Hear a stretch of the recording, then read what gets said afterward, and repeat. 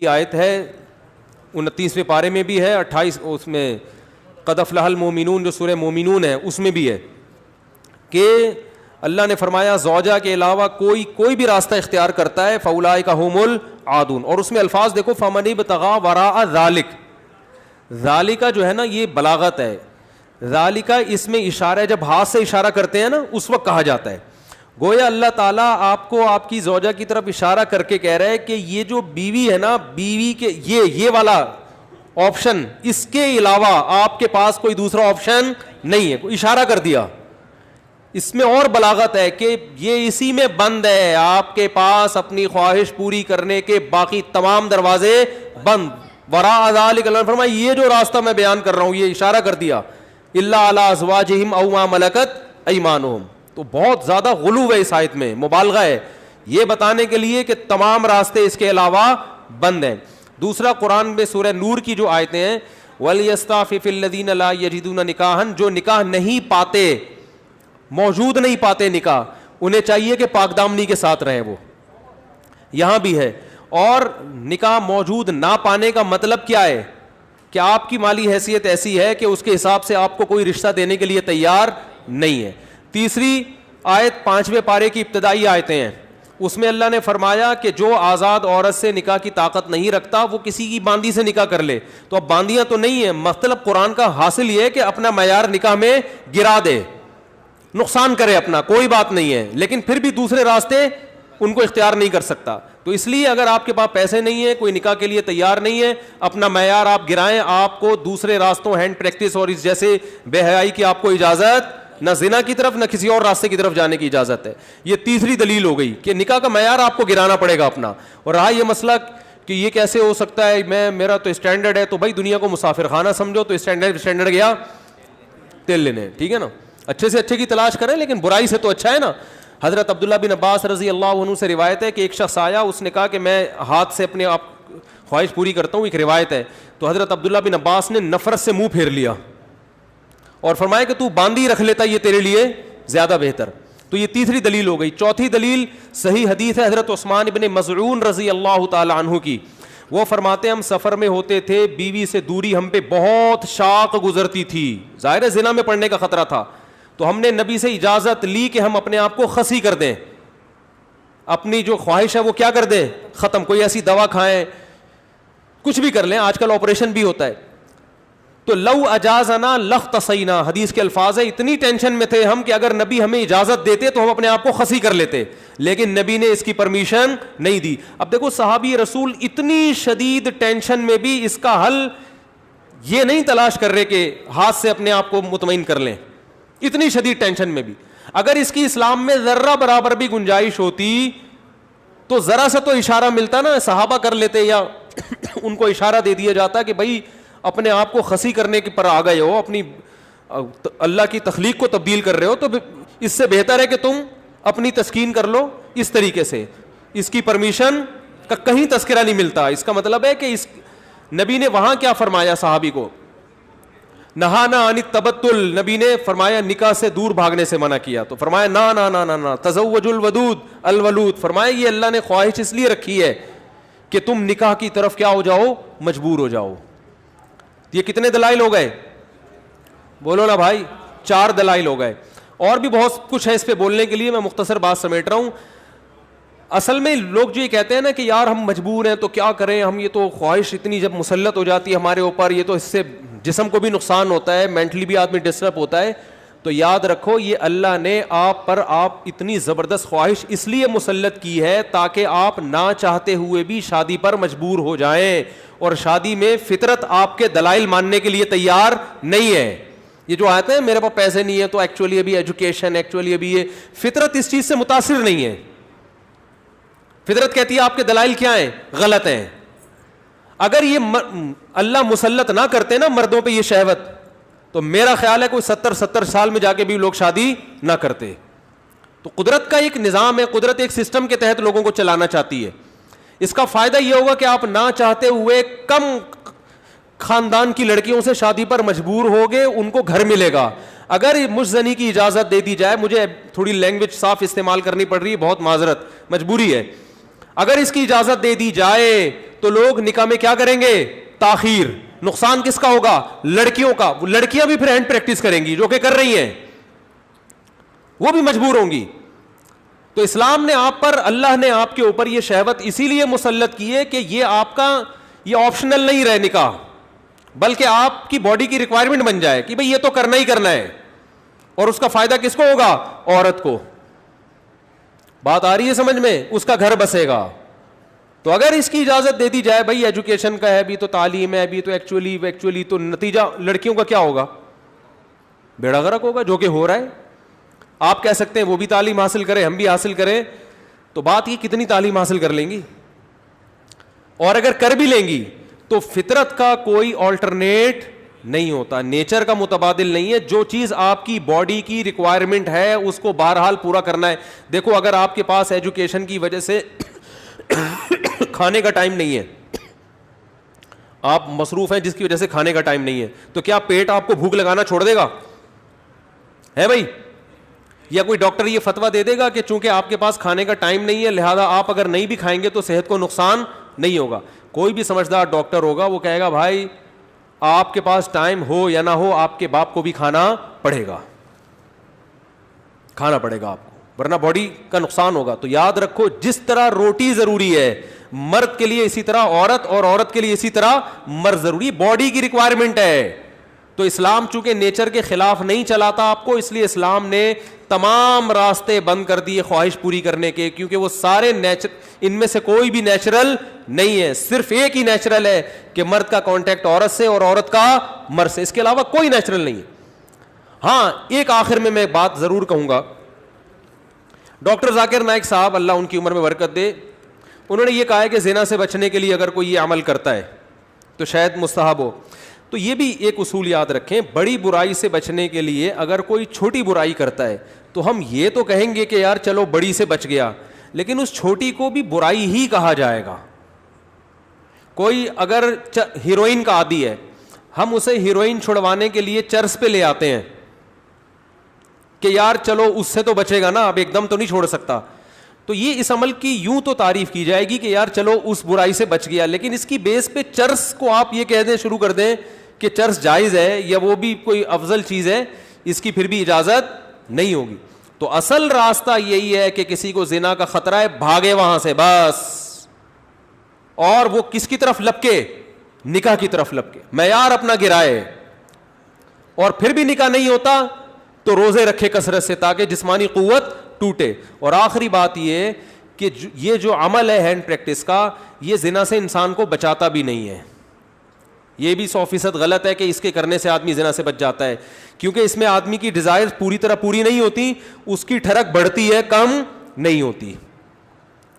اگر کوئی زنا یہ کام کر بھی لے نا پھر بھی زنا کی طرف لپکے, بلکہ اور زیادہ لپکے گا, کیونکہ یہ خواہش نفس ایسی چیز ہے کہ یہ پوری کرنے سے بڑھتی ہے. آپ کے جو دل کی خواہش ہے نا, نفس کی خواہش, یہ پورا کرنے سے کم نہیں ہوتی بلکہ بڑھتی ہے.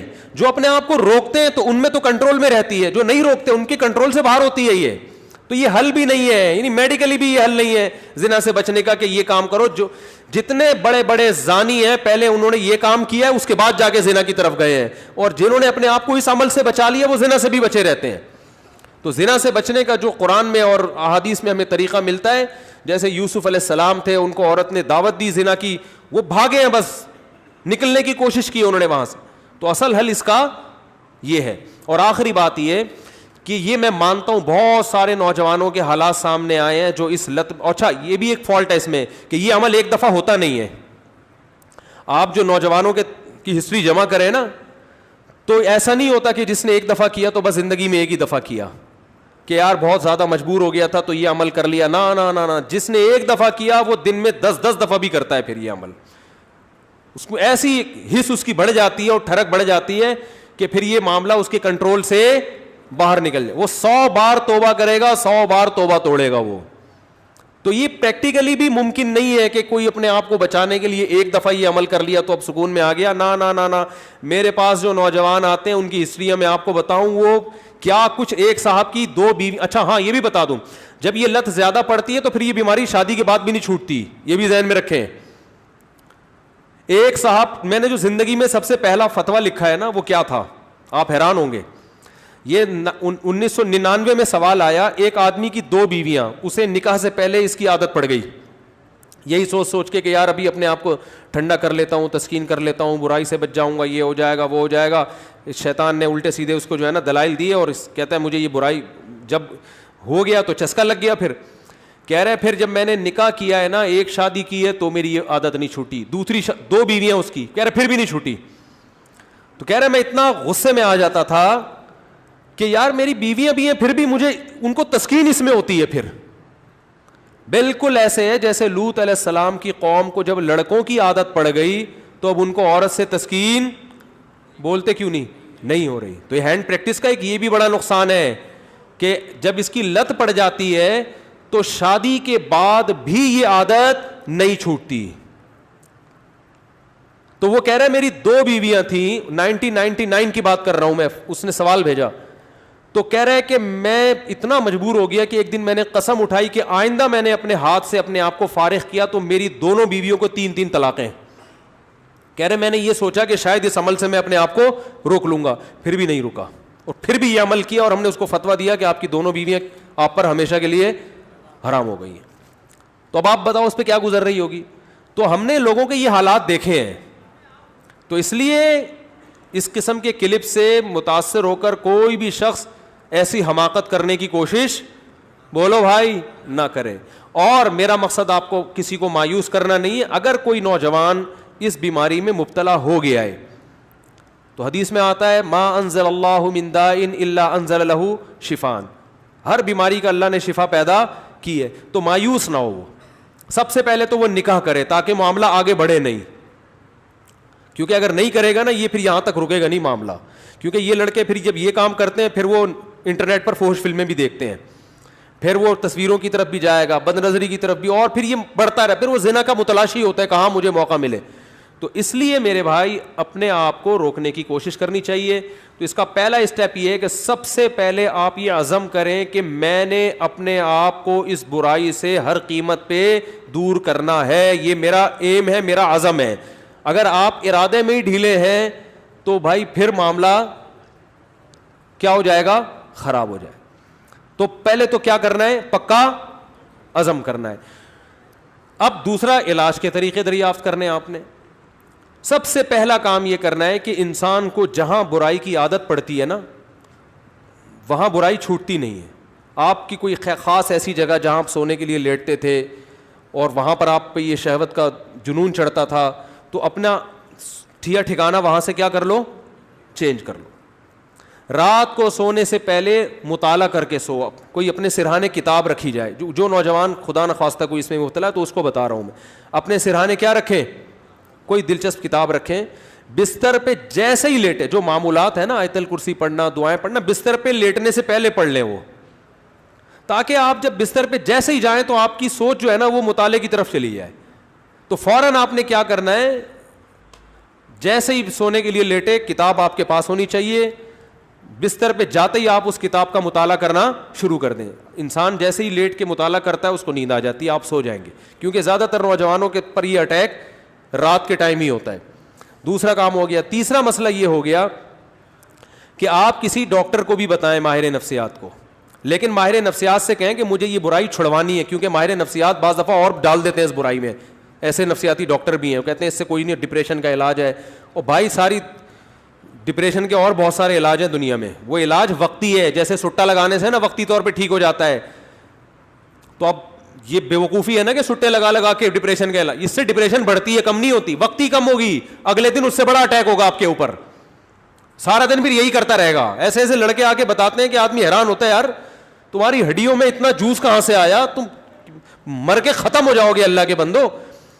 تو وہ یہی کرتے رہتے ہیں ڈپریشن. تو ماہر نفسیات بھی الو سب کچھ سب کو نہیں پتا ہوتا. تو ماہر نفسیات سے بولیں کہ مجھے یہ برائی چھڑوانی ہے ایسی کی تیسی, آپ کے باقی افلاطونیاں بقراتیاں اپنے پاس رکھو, آپ یہ برائی مجھے کیا کرنی ہے. تو نفسیاتی بھی ٹوٹکے ہوتے ہیں, کچھ طریقے ہوتے ہیں. کوئی ماہر ڈاکٹر ہوگا انشاءاللہ آپ کو ایسے طریقے بتائے گا, ایسے ٹوٹکے بتائے گا, ایسی تدبیریں بتائے گا کہ آہستہ آہستہ یہ برائی آپ سے انشاءاللہ چھوٹ جائے گی. اور ایک اور کام, دعا بھی مانگنی ہے. کسی شیخ سے اصلاحی تعلق بھی قائم کرو, ان کو بھی بتاؤ اپنی بیماری. اور ایک اہم ترین بات یہ کہ اپنے آپ کو ایسے نہ چھوڑو, جب بھی یہ گناہ آپ سے ہو آپ نے اپنے اوپر کوئی سزا متعین کرنی ہے. 2 روزے 3 روزے یا 1 روزہ یا 1 ہفتے کا روزہ, یہ سزا دینی ہے اپنے آپ کو. وہ ہر آدمی کا کے حساب سے مختلف ہوتی ہے. صدقہ بھی کرنا ہے, تاکہ اس کا فائدہ یہ ہوگا کہ دیکھو یہ ایک دم نہیں چھوٹتا گناہ, یہ آہستہ آہستہ ہی چھوٹے گا. اس لیے مایوس نہیں ہونا کہ اتنے سارے ٹوٹکے اختیار کیے پھر گناہ ہو گیا, تو پھر شیطان مایوس کرتا ہے, بھائی تیرے بس کا کام نہیں ہے. کوئی بات نہیں یار, ٹھنی اس سے ہے دشمنی عمر بھر کی, کبھی وہ دبا لے کبھی تو دبا لے. شیطان کو حضرت مظلوم نے فرمایا کہ کبھی شیطان تجھے پٹک دے گا نیچے, کبھی کبھار تو بھی تو شیطان کو پٹکے گا نا, تو پھٹا چلتا رہے گا قیامت تک, کوئی مسئلہ نہیں ہے. تو کیا کرنا ہے, جب بھی یہ گناہ ہو جائے 2 رکعت پڑھ کے توبہ کرنی ہے, اللہ سے معافی مانگنا ہے, اور اپنے آپ کو کوئی سزا دینی ہے صدقہ کے ذریعے یا روزے کے. سب سے بہتر سزا روزہ ہے, صدقے سے اتنا فائدہ نہیں ہوتا, روزے سے اس میں زیادہ فائدہ ہوتا ہے. تو روزہ رکھے, کیونکہ نفس کو خوش کیا ہے, تو اپنے نفس کو جب تکلیف دے گا بھوکا پیاسا رکھے, تو یہ اس میں نفس کو جو ہے نا, آپ کے جو دل ہے اس کی چاہتوں کو چترول لگتے ہیں ٹائٹ طریقے سے روزہ رکھنے سے. تو اپنے من کو خوش کیا نا اس نے حرام طریقے سے, تو روزہ رکھ کے اپنے من ہی کو ٹینشن دے گا یہ. تو روزہ رکھنا بہت زبردست اس کا ایک علاج ہے.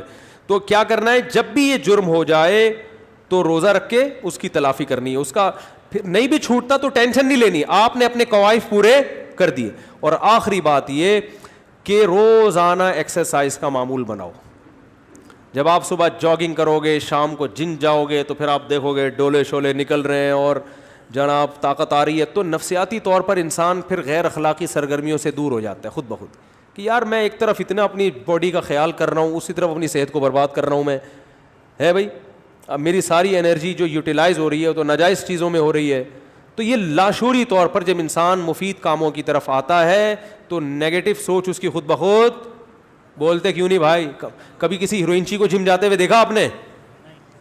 وہ نہیں جاتا, کہتا ہے ابے جاؤ باڈی کی ایسی کی تیسی, مزہ تو آ رہا ہے نا چھٹا لگانے میں. تو جو جم جائے گا وہ ہیروئن نہیں پیے گا, جو ہیروئن پیے گا وہ جم نہیں جائے گا. تو اسی طرح جم جانے والے بھی اکثر ان برائیوں سے بچ جاتے ہیں, اور اس برائی سے بچنے کا بہت فائدہ ہے دنیا میں بھی آخرت میں بھی. دنیاوی فائدے کیا ہیں وہ پھر کبھی انشاءاللہ کسی اور وقت بتائیں گے, اخروی فائدے تو ہیں ہی بہرحال. لیکن میں نے آپ کو بتایا اس میں مایوس نہیں ہونا, یہ چیزیں جلدی نہیں چھوٹتی. ایک چیز کی لت اگر پڑ چکی ہو تو پھر ٹائم لگتا ہے چیزوں کو چھوٹنے میں, لیکن لڑتے رہنا ہے زندگی بھر.